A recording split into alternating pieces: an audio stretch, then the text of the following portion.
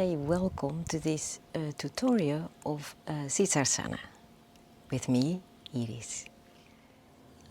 There are a few preparation exercises that you can do. For example, if you sit on your heels this way and then you push your shoulders away, as if you are pushing with your hands a wall away, then you notice probably that my upper back is rounding a little bit. And that's one of the compensations that happens when we try to do handstand or the headstand. Now you can press your shoulders to the back and feel the connection with your shoulder blades and your upper back and your arms. Now to start with those preparations, you can grab a strip. If you don't have a strip, just make a thin roll and place it between your shoulder blades this way.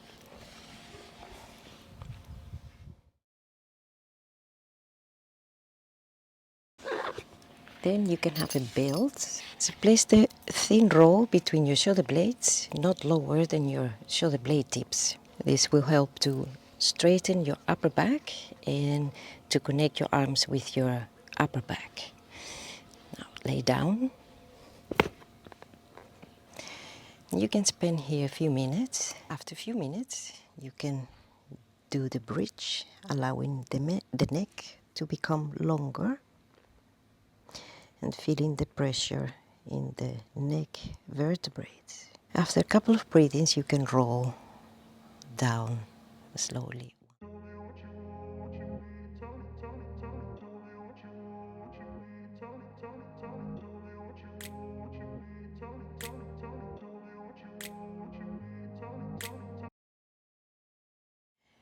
Now you can grab your belt or the towel and you grab it shoulder width. And just to make you feel what you should try to avoid during handstand or the headstand is to pull your shoulders up to the ceiling. So just try for a couple of moments. Pull the shoulders up and see what happens to the upper back. It rounds, and so that breaks the connection with your arms and your upper back.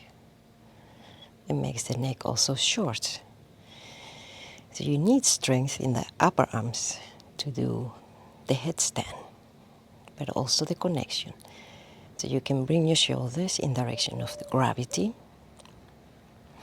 Pull firmly the rope or the belt to activate your upper arms, and then bring your arms slowly over your head without pulling up your shoulders. So the shoulders stays connected to your shoulder blades, and in this way your arms are fully connected to your upper back.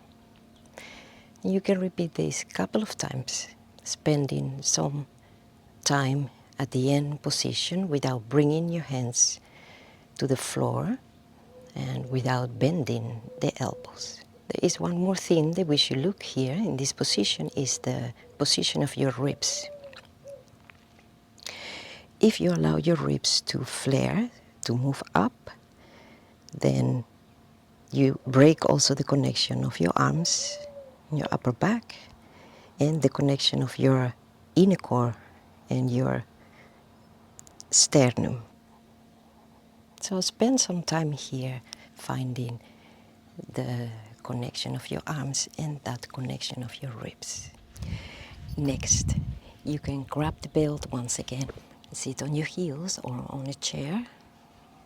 Lift up your arms, pulling the belt firmly with your hands outwards, keeping the ribs connected, and try not to overarch your lower back, trying to keep the shoulders low. Bring your arms up. Keep pulling with the hands to increase the strength in your upper arms. Next is the position of your hands. Imagine you have a tennis ball in your hands. And this is a very important connection so that you give a good support to your neck and to your head when you stand on your head. During the headstand, your hands may not become flat, looking this way. So you can sit again on your heels or on a chair, and then you interlock your fingers and imagine. And if you have a tennis ball, grab it, because that will give you the right feeling as well. Keep your hands very strong. Extend your arms in front. What you're going to do on the floor later on is that you're going to press your wrist on the floor. This way, not this way, this way. And then from here, you bend your elbows, lift your elbows up to the ceiling, keeping the shoulders low and your lower ribs also low. And then bring, almost your thumb against the back of your head.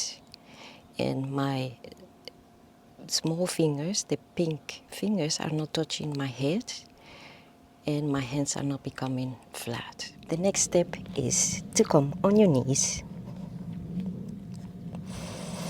placing your knees under your hips and placing your arms shoulder width. Bring your fingertips to your shoulders. Bring your hands to the mat and keeping the elbows shoulder width.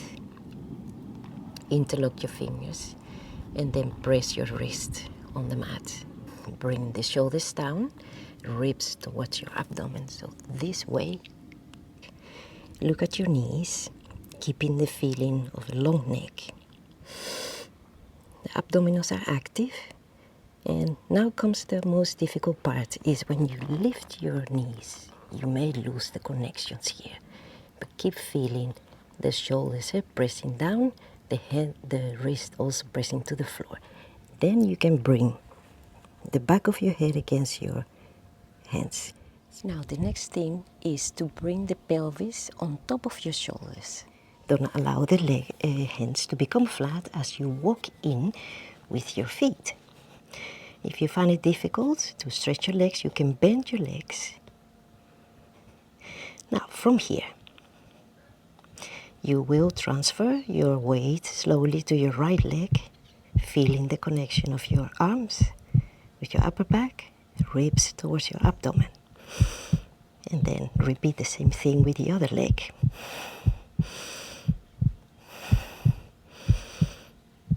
Rest in between. Now let's try with the wall, bringing the feet to the wall. Come on your elbows, interlock your fingers, lifting the knees, place the back of your head against your hands, the base of your hands. Remember, keep pressing the wrist down.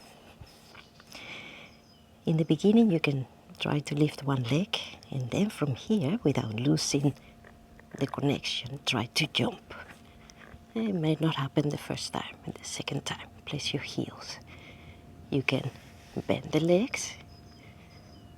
Head is free, so don't press your crown against the mat until you increase the strength in your arms.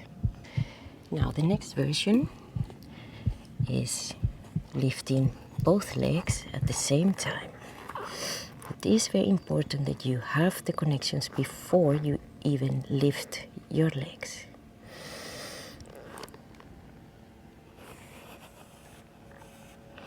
As you walk your feet in and your hips are moving in the direction of your shoulders, press your shoulders down, elbows on the mat, wrist towards the mat. Don't lose the position, the shape of your hands. Now from here you can both legs together, keeping the upper back straight.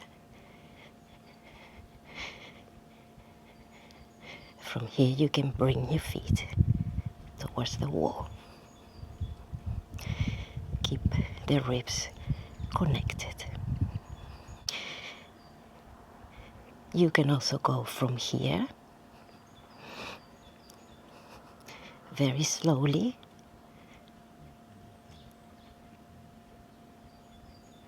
Straighten your legs.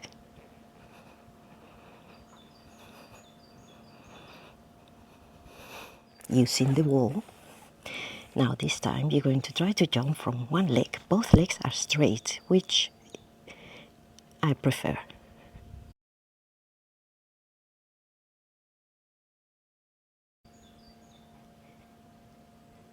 And the jump is quick, and from here you can start trying to find your balance.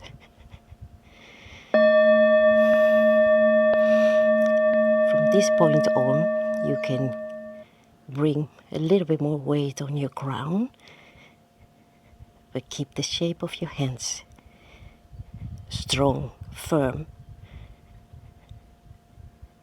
so that your neck doesn't bend or that the neck is overloaded.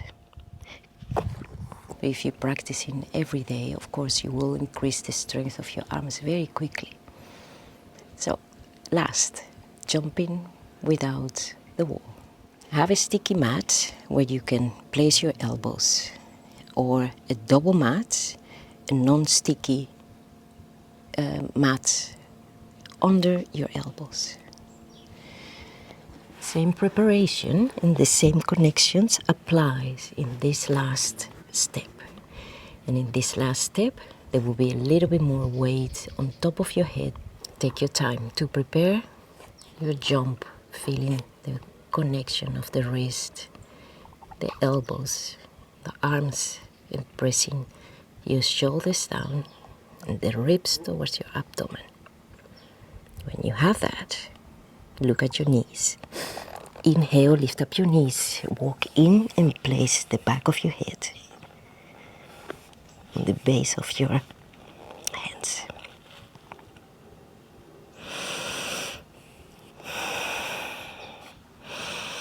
When you're ready, you can lift one leg and send that leg up. Take your time to bring the other leg.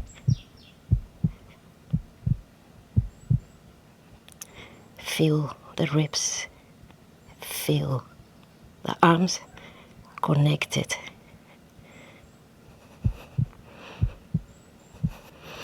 The lower back is long. And now I feel the weight of my legs and my pelvis on top of my shoulders.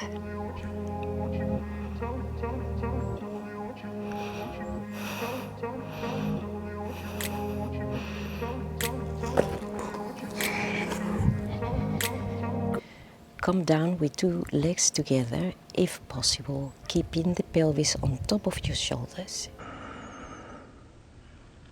Okay, so I hope you enjoyed this short tutorial on the headstand. Subscribe or leave me a comment below. Thank you for watching.